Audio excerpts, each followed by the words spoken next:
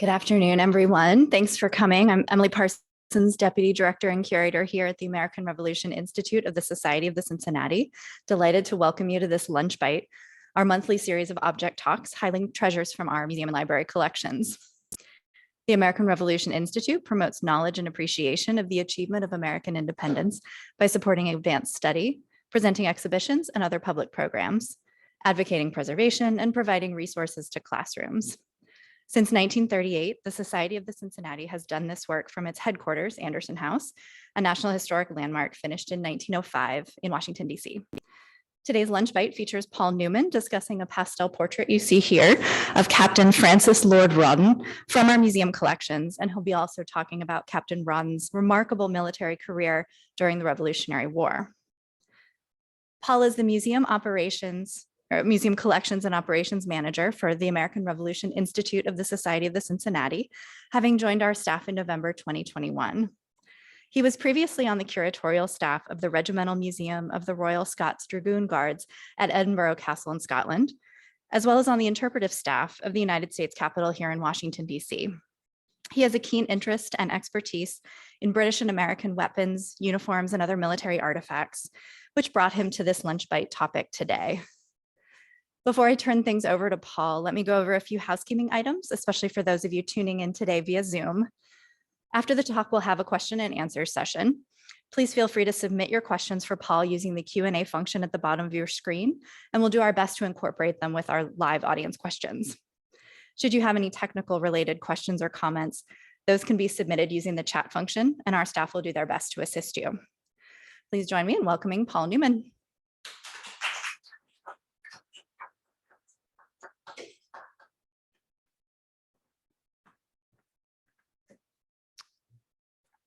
Thank you, Emily.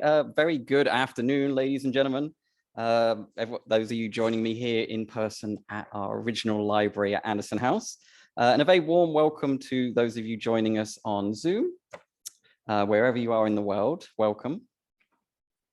I am thrilled to be speaking to you today about our marvelous portrait of Francis Lord Rawdon. So for those of you in person, there he is. And it's just a gorgeous painting, and I'll get into his whole story in just a moment. It's painted by the Irish artist Hugh Douglas Hamilton, and it's something that we acquired in 2018 at the American Revolution Institute of the Society of the Cincinnati. Before I get into Rawdon proper, a little bit about our artist, so Hugh Douglas Hamilton. The artist behind our piece was born in Dublin, Ireland in early December of 1740. For 8 years, Hamilton attended the Dublin School of Drawing before he would begin his professional career as a portraitist. During this initial stage of Hamilton's career, Hamilton concentrated on bust-length portraits, such as you see here in the slide, and is very evocative, very much in keeping with the one we have here, and it's done. These three all date to the 1770s, so this early part of his career. So he initially specializes in purely pastels, and we're looking at pastels on paper, particularly paper that has a rougher edge, so the pastel can get a good grip onto the piece. Later, he will eventually branch out into oils, and we're looking at historical scenes of the neoclassical type in vogue at the period, and oil paintings, portraiture, and going into full-length portraiture too. The two examples there, again, very much typical of his style of the 1770s.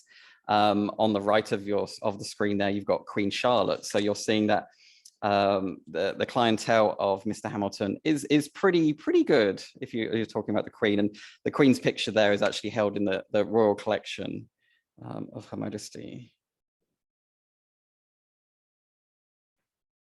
And there is Mr. Rawdon. So Rawdon appears in this portrait by Hamilton wearing the uniform that largely corresponds to that of the 63rd Regiment of Foot. He's the young officer there. He was with the 63rd, excuse me, from July 1775 through to August 1777. And I mentioned how it somewhat corresponds to that laid out by the 63rd. So it's worth noting that officers in the period for the British Army, they were responsible for acquiring their own uniforms. And so in this case, Rawdon must have had a keen eye for sartorial tailoring, which is not completely unusual for the time, but very much he's gone his own way quite a bit compared to some of his peers in his regiment. Now, this painting we date to circa 1777. Why that is because Hamilton, the artist, has returned. He's working largely in London at this point. Originally, he starts out in Dublin, moves to Ireland after the 1760s. We're looking at him. He makes a few trips back to Dublin. As I'll talk about Rawdon, he's an Irishman too. And they seem to cross paths in this period. The painting itself depicting Rawdon, he's very much a young man. He's wearing his 63rd uniform, which we can date to that 1775 period to the summer of 77.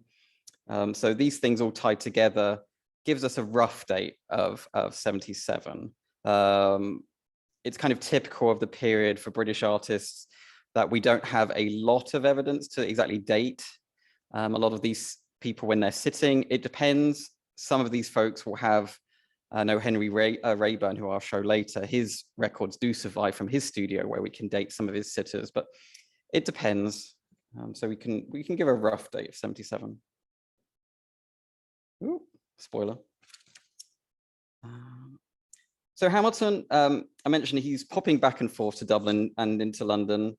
By 79, he actually will move, his wife Mary and his daughter Harriet to Italy. So that's showing that he's able to generate enough income to relocate his family. During this period of Hamilton's career when he's in Italy, he is painting, largely speaking, portraits of British and Irish aristocrats that are on their grand tour, as well as immigrés who are living in Italy. Perhaps the most famous that he will paint will be Charles Edward Stewart.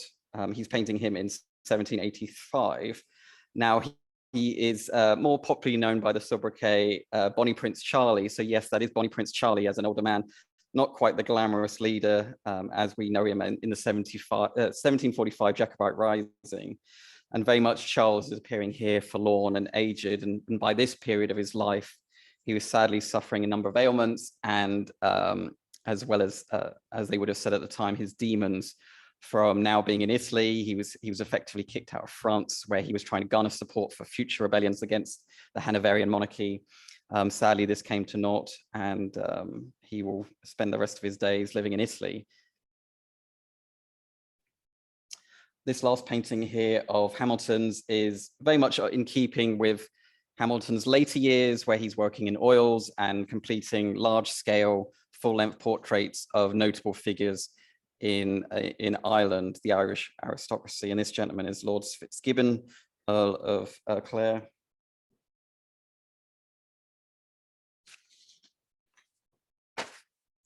Now, the sitter, Lord Rawdon. Now, before I get discussing truly Lord Rawdon, it's worth mentioning that in this presentation, and for the purposes of consistency, I am referring to him as Francis Lord Rawdon rather than his later titles. Why is that? Well, that's what he was known as during the Revolutionary War. And as you'll see, he will accumulate quite a lot of titles, be it from the ones he's taking from his father upon his death, or we're looking at titles that he's awarded for his service during the Revolutionary War and subsequent campaigns and duties. And then also he will be known as Rawdon Hastings because he'll assume his uncle's surname and add that on as a hyphenated name to Rawdon. But contemporaneously, during the Revolutionary War period, he's known as Francis Lord Rawdon, or simply Lord Rawdon. So we'll go with that. Now, Rawdon was born in Dublin, Ireland on the 7th of December, 1754. He was the second of 10 children and the eldest son to Sir John Rawdon, 4th Baronet of Rawdon Hall, Yorkshire, and Moira House, County Down, Ireland. And his mother was Lady Elizabeth Hastings, the daughter of, wait for it, Theodolius Hastings, 9th Earl of Huntingdon. So he would usually go by the Earl of Huntingdon. But anyway, all of this makes sense to an Englishman, but we can talk about all the wonderful ways we refer to our aristocracy later, if you like. Now, Rawdon will attend the legendary Harrow School in 1770, and then in October 71, he'll attend University College, Oxford, and then by the summer of 71, he will obtain his commission into the 15th Regiment of Foot. And the map you're looking at there is depicting Dublin just 1 year before the birth of Lord Rawdon. Rebellion. Now, Rawdon will arrive in the American colonies with his regiment in 1774. His first general action will be that of Bunker Hill on June 17th, 1775. Rawdon at this point will be a lieutenant in Captain George Harris's company of the 5th Regiment of Foot, and he will be very much in the thick of the fighting, of which Harris's company is trying to gain a possession of rebel earthwork under the control of the New Hampshire battalions present there. Now, as the red-coated soldiers are pushing on to take this earthwork, they're under massively heavy fire from the muskets being wielded by these New Hampshire men.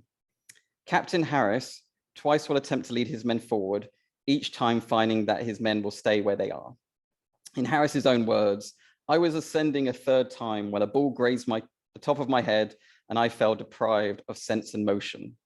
In seeing this, Rawdon will gather 4 of his men and use them as stretcher bearers to recover the wounded Captain Harris and bring him to safer lines down the hill.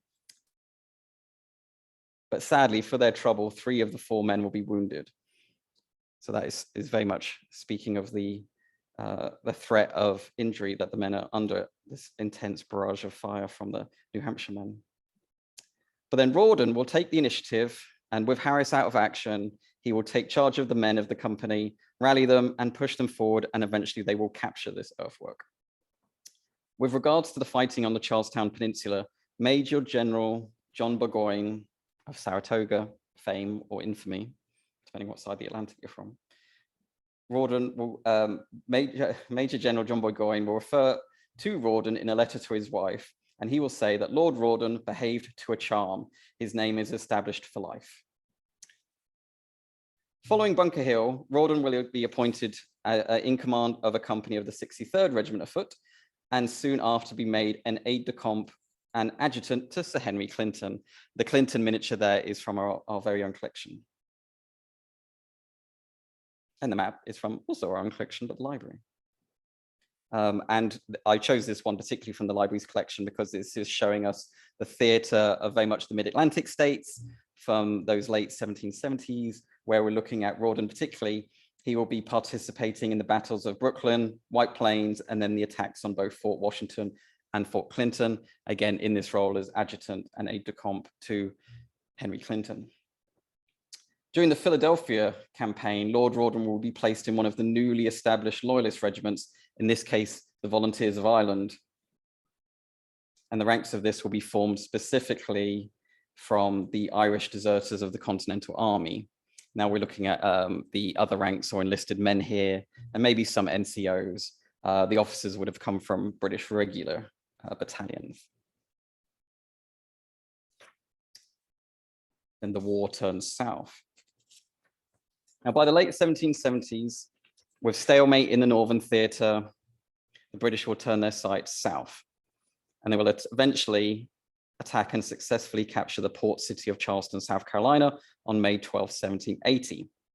Rawdon will very much be sent into the thick of the action in South Carolina, and as part of British efforts to gain control of the colony's hinterland, so away from the major cities such as Charleston, he will prove to be a key officer alongside General Cornwallis, commanding the bulk of the land forces there, and Colonel Nisbet Balfour, who is the commandant for most of the period, commandant of Charleston.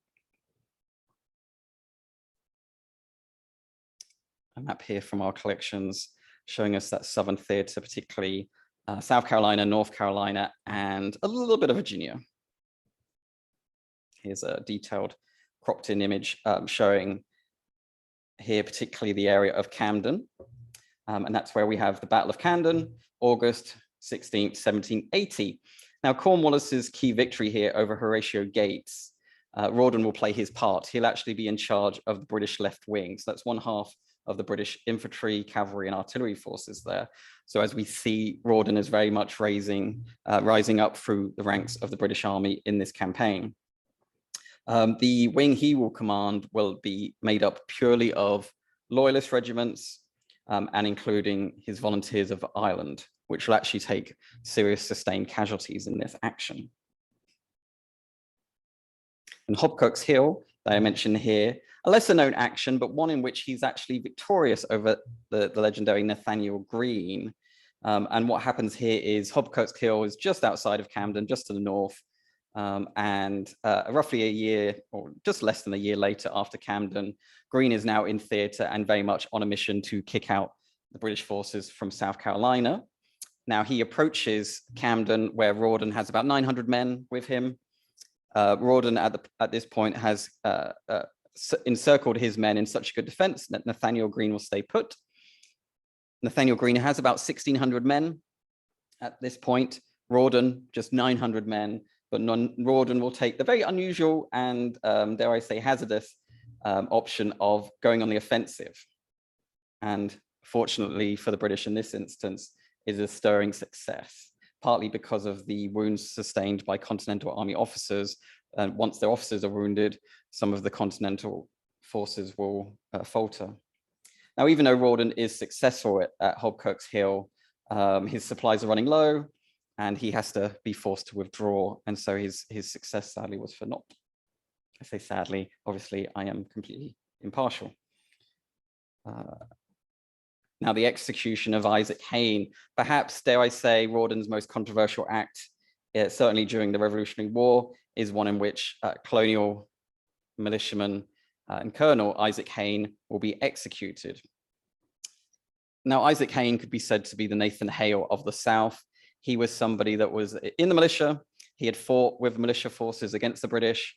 He eventually is captured by the British and will be told, basically, if you swear loyalty to the king, we'll let you go. As long as you don't fight again, that'll be the end of it. I should say, you may notice at the bottom here, this says Hale on march to his execution. There is very little documentary pictorial evidence of Isaac Hayne's life. And so I took the route of showing you Hale on his march to his execution, which very much was in a similar fashion to Isaac Hayne's, and he was actually executed in Charleston, though. Just a little creative licensing there. But sadly, Hayne will actually be recaptured by the British, by a British raiding party in particular, and it is the choice of Rawdon and Commandant Balfour to make an example of Hayne so that other men won't follow his path, and he will be executed. Now, what makes this so interesting, at least in terms of the aftermath, is that both the Continental Congress and the British Parliament in Westminster will discuss this action, and the repercussions, initially at least, will be quite severe for Rawdon. He will get talked down to in Parliament, but eventually he's able to get an apology by the Duke of Richmond. It is that will condemn him for his actions, who was actually quite a favorite of the colonial forces. And long term, he doesn't seem to suffer any ill will by Parliament, that is, not necessarily South Carolinians. Now, Homeward Bound, this is, if you're wondering if the British flag looks a bit different, this is the pre-Act of Union when the Irish Parliament will join with the British Parliament, and so there's no red saltire there behind. And this was from, anyway, I won't go into that. I'll go into all naval warfare, but you don't need to know that. But Rawdon will actually, by the summer of 1781, he's suffering ill health due to his campaigning in the South, so much so he is sent back to Great Britain. But unfortunately for Rawdon, his ship falls into the path of a French privateer.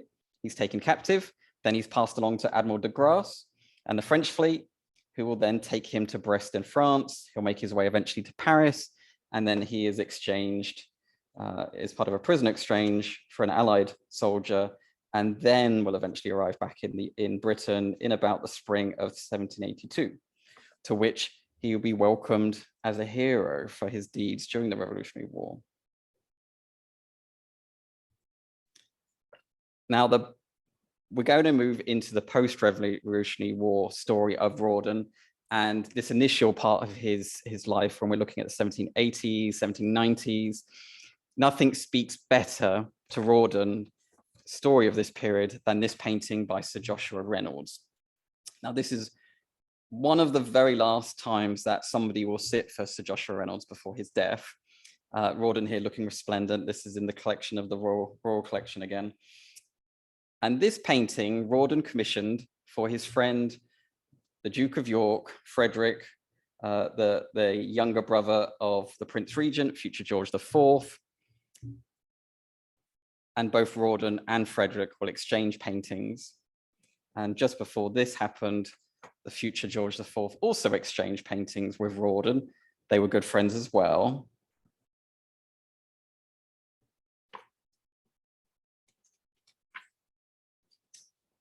George IV will actually end up owning a miniature of this as well, which he gets commissioned a little bit later. Now, Rawdon will also be painted by other notable British artists such as Thomas Gainsborough and Sir Henry Rayburn, which we'll look at later, the Rayburn painting. Now, Rawdon, his first dabble with politics, which will be a key phase in his career, will actually occur while he was based in North America.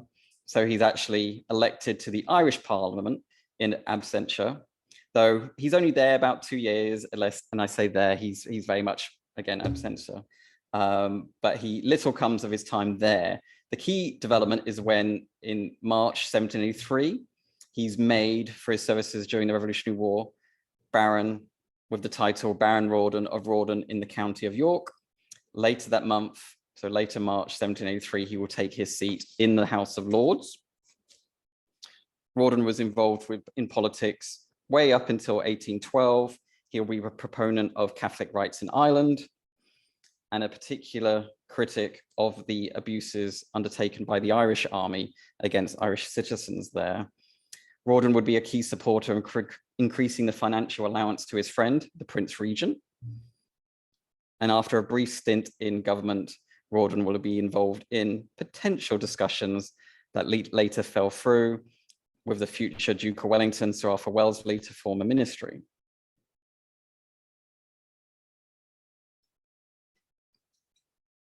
The big moment, the high point of Rawdon's career will happen on 18th of October, 1812, when Rawdon will be appointed Governor General of Bengal and Commander-in-Chief of the Army in the East Indies, as it was known then, Commander-in-Chief, India. Now, Rawdon's tenure is as one of the British Empire's key postings saw two wars, the Anglo-Gurkha War of 1814 to 16, and the Third Anglo-Maratha War of 1817, which will secure for the British East India Company a large swathe of central India. The painting on the screen there is actually showing Rawdon and his wife Flora on basically a grand procession through India. You can just see some of their elephants that they're riding on at the bottom there. And this is actually part of a large panoramic painting of about 3 in the collection of the National Army Museum in London. Oh, and I should say, in the Third Anglo-Maratha War, Rawdon actually takes charge of one of the columns of infantry. So he's still very much in the thick of the action. Rawdon's last posting, after he resigns his India position in 1821, having spent 9 years in the subcontinent, will be as Governor and Commander-in-Chief of Malta. He takes up position in March 1824 at the age of 69. And 2 years later, after suffering a fall from a horse, now 71, he will pass away actually aboard a British warship, HMS Vengeance, in the Bay of Naples. Rawdon will be buried in Malta, where he still is based, apart from his right hand, which in 1840, upon her death, was buried with Rawdon's wife, Flora. Now, this painting is by Sir Henry Rayburn, who I mentioned a little bit earlier. It features the now General Francis Rawdon Hastings, 2nd Earl of Moira, Governor General of Bengal, commander-in-chief of the forces in India. And this is just after Rawdon, and you'll see why I went with Rawdon rather than that long name of post-nominals. This is when Rawdon has taken up position as CNC and Governor General of Bengal. And Rawdon here looking resplendent. He's now got his Order of the Bath. He's in the Order of the Garter, and he's positioned here with his mount and one of his aides looking resplendent in his tarleton helmet. We don't quite know why this particular regiment is featured. There's debate about which regiment the aide belonged to, but anyway.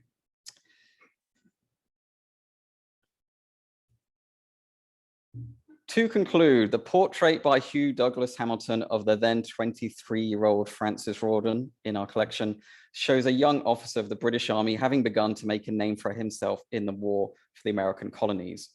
After Rawdon sat for the portrait, he would serve for a further 4 years in North America. The laurels he obtained, the friends he would make, and the titles he gained will assist Rawdon climb the ladder of the British establishment until in 1812, he would be appointed one of its most senior posts, Governor General of Bengal and Commander-in-Chief, India. Yes, in 1783, Britain lost its 13 American colonies, but the men that fought Washington's army would have opportunities to remake other parts of the world, and in doing so themselves. For the future of the British Empire would be made by men like Francis Rawdon. And I think it's quite remarkable there to see the painting we have that seems to be the first likeness of Rawdon in existence, and comparing that with Sir Henry Rayburn's 1813 painting of Rawdon, which seems to be the last painting that we know of. So he goes from captain to general.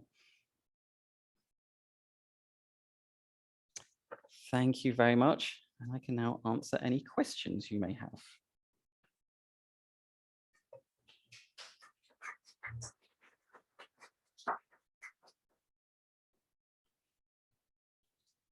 Yes, in the back.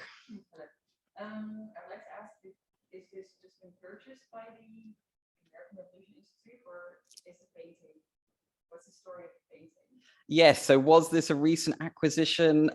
Where did this come from? So the painting of Rawdon we acquired in 2018. It was a purchase we made from an auction. But this is the first time, I think I'm right in saying, that we really featured it massively. Very much here, we focus things based on kind of project needs and things like that. Is it a temporary exhibit, or are we trying to feature it within an article? But this is the first time that this many people in person have seen him. Was it kept by your family before, or was it in UK? I don't know. Did it come from the family? No, it was from a dealer to an auction house, but I don't know when it left the family's care. Yeah, and I don't know. Yeah, no, I don't know. Yes. Yeah, just to repeat that to my Zoom people. Yeah, it was in an auction here in the US. So at some point it made its way to the US. Don't know when at this point. Yeah, and that provenance is harder to track down when we're buying things like that. And it's something we're very, very much passionate about, because we keep all sorts of records to understand that, because then it can be a subject of what does the family maybe still have, or would they be interested in providing extra knowledge that maybe we're lacking on, because there are some holes in his story. A lot of it is out there, but even as great as the titles he gets and the jobs he gets within the British Empire, he's not a household name, certainly. He's not a Wellesley, which is the Duke of Wellington's family name. So he's kind of overshadowed by his peers of the time.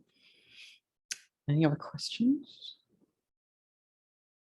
I have a question about some of the travel. So if I was tracking the chronology correct, you said this, he saw action at Bunker Hill. Yes. But was he not, so first part, was he not present for the assault on Lexington and Concord earlier? And then the second part is, if the painting was done approximately 76, had he then gone back to Britain and then come back for the subsequent campaign? So how was he traveling around? Yes, no, very excellent questions there. So the first part, how do we know of his military services, and was he at Lexington Concord? So it's known through at least secondary sources that he wasn't present at Lexington Concord, and he was based in Boston at that point, whereas the other his regiment does participate in that campaign, in that action, to some degree. And we just know he wasn't, or it's said he wasn't there. In terms of his time then in Ireland, so what happens is he's given a period of respite to return home to Ireland around 77. And coincidentally, Rawdon, who was based in London permanently at that point with his family, makes his way back to Dublin at least twice, maybe 3 times. Not exactly sure why, but he goes back to Dublin, and they seem to cross paths at this point. Some of this is roughly conjecture, but the dates line up, and then that Rawdon is presented as a captain in the 63rd, which lines up with his rank and regiment from basically summer 75 to summer 77. So so we can only roughly give a date. Yes. So I don't want to say that the jury's not completely out on that, because hopefully maybe we can find that letter somewhere that will mention the sitting and the client artist relationship, but not as yet.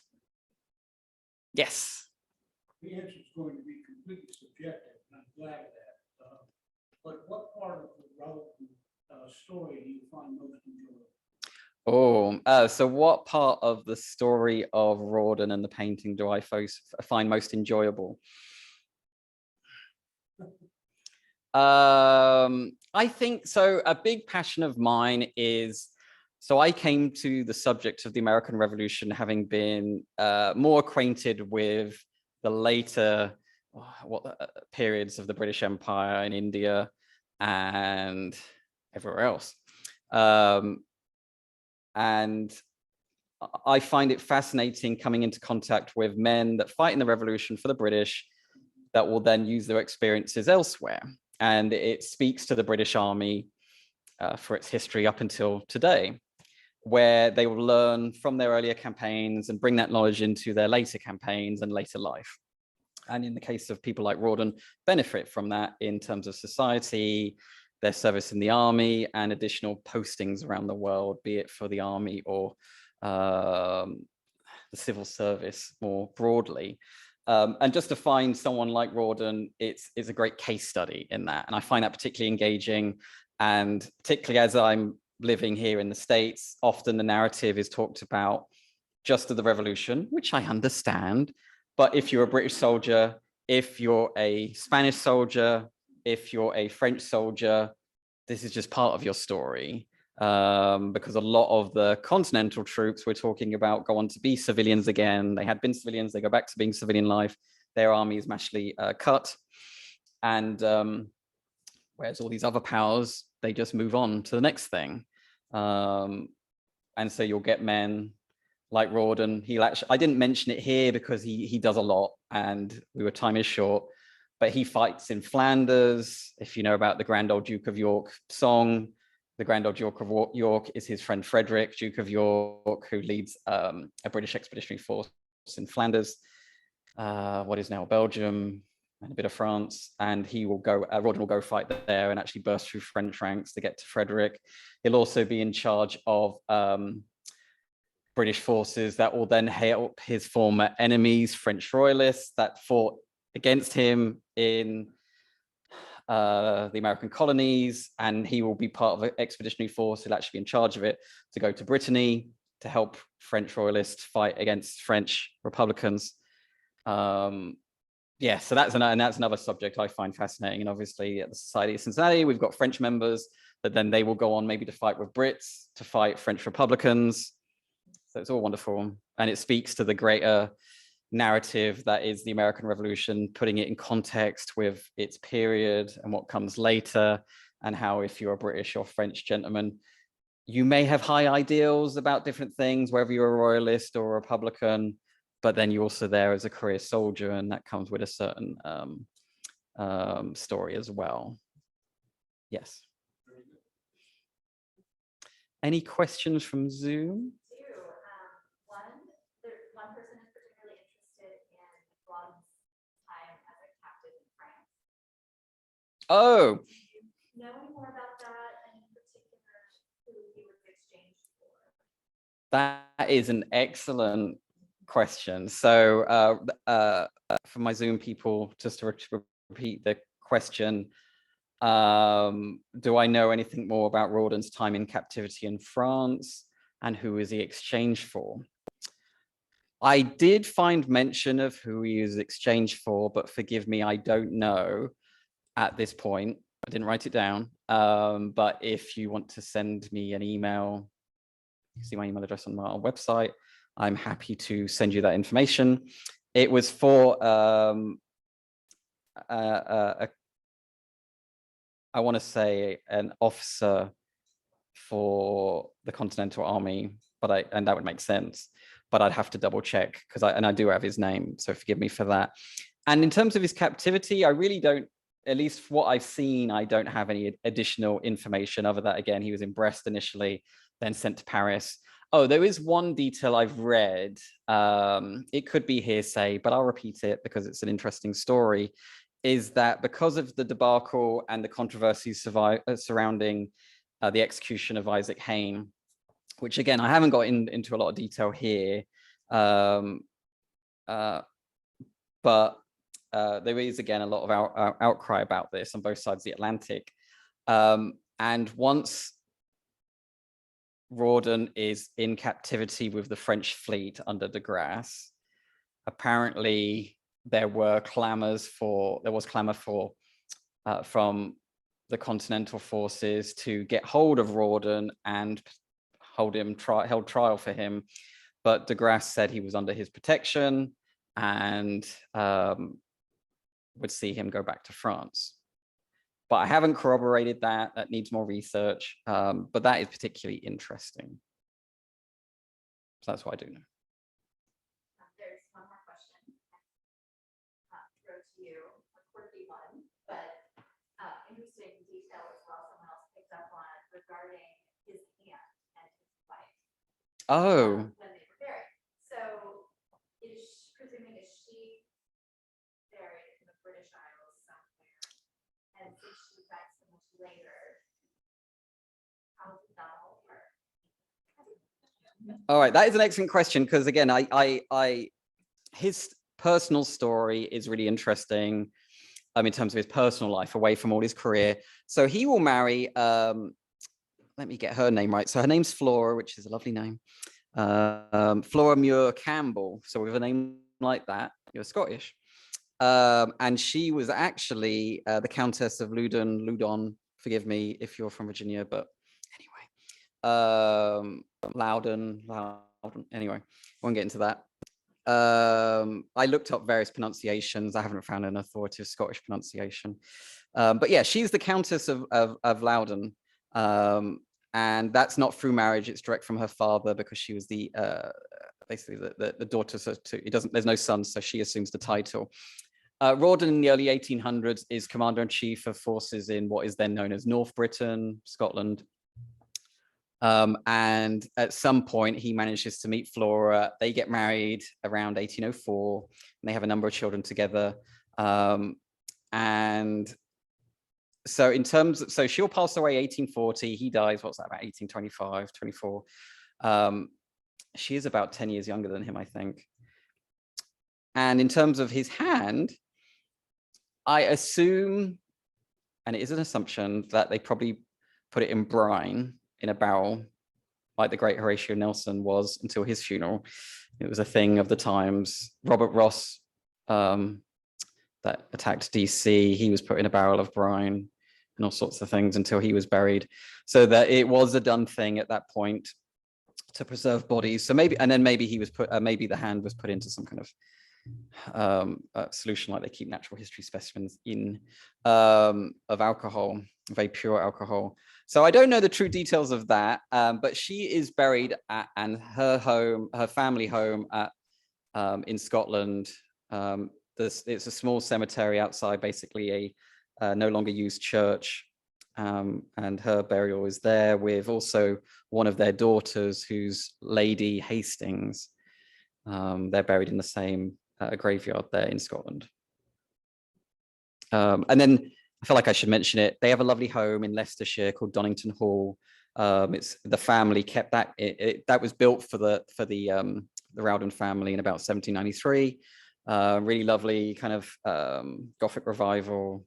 That was in the family until about 1903, something like that. It may now be a hotel. Anyway, which means you can stay there. It's really pretty. Anyway, anything else? For those of you in person, please feel free to come and see me afterwards, because you can get a closer look at Rawdon's magnificent painting. And it's in a frame of the type. I don't know if we know, I don't know how long the frame has been with it, but it's very much in keeping with the style of when it was painted in the 1770s. But anyway, thank you very much, my friends. Pleasure joining you today. Thank you. I'll just pass over to Emily for a few end pieces.